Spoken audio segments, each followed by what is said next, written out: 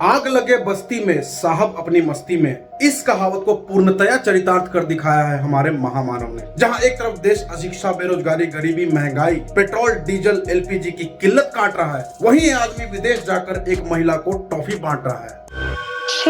देश के कई स्टेट्स में इलेक्शन रिजल्ट्स आते ही सरकार बनने के तुरंत बाद ये आदमी आके जनता से अपील करता है, अगर हम तेल खाना कम करें ना तो भी वो देशभक्ति का बहुत बड़ा काम है। कहता है तेल कम खाओ, पेट्रोल डीजल कम जलाओ, सोना घर मत लाओ, घर से काम निपटाओ, विदेश मत जाओ। लेकिन ठीक 5 दिन बाद ये आदमी खुद बोरिया बिस्तर पैक करके विदेशी दौरे पे निकल पड़ता है, जैसे आंखों ही आंखों में हमें कहना चाह रहा हो कि हम तो चले परदेश, तुम अपनी माँ कंट्रोल।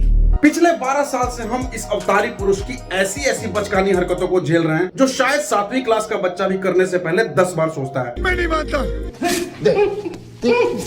संसद में कभी अखियां मिलाऊं, कभी अखियां चुराऊं करना, कैसे आंख खोली जा रही है, कैसे बंद की जा रही है, नाले की गैस से चाय बनाना, बर्तन को उल्टा करके उसमें छेद करके एक पाइप डाल दी, फेंको, और जो गटर से गैस निकलता था वो पाइपलाइन से उसके अपने चाय के ठेले में ले लिया और वो चाय बनाने के लिए उसी गैस का उपयोग कर करके चाय बनाता था।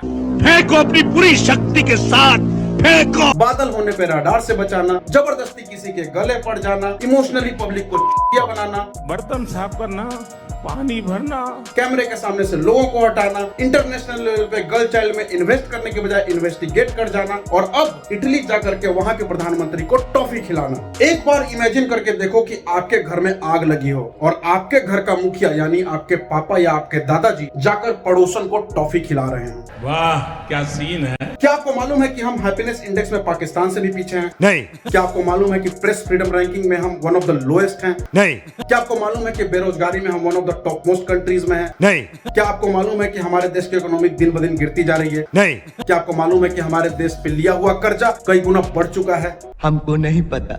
हमारे देश का मीडिया ये सब चीजें आपको कभी नहीं दिखाएगा, लेकिन चाटुकारिता में ये जरूर बताएगा कि हमारे देश में टॉफी के क्या मायने हैं। मेलोडी इतनी चॉकलेटी क्यों है?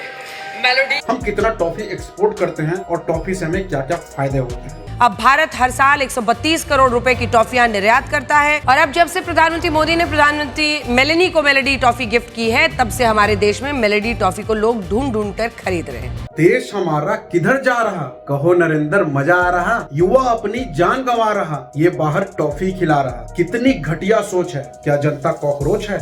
जय हिंद, जय भारत, जय श्री राम। ये ऐसे नहीं होता मित्रों, मैं शासन में बैठा हूं, मुझे मालूम है इस प्रकार से रुपया इतनी तेजी से गिर नहीं सकता। लवणेन भोज्यम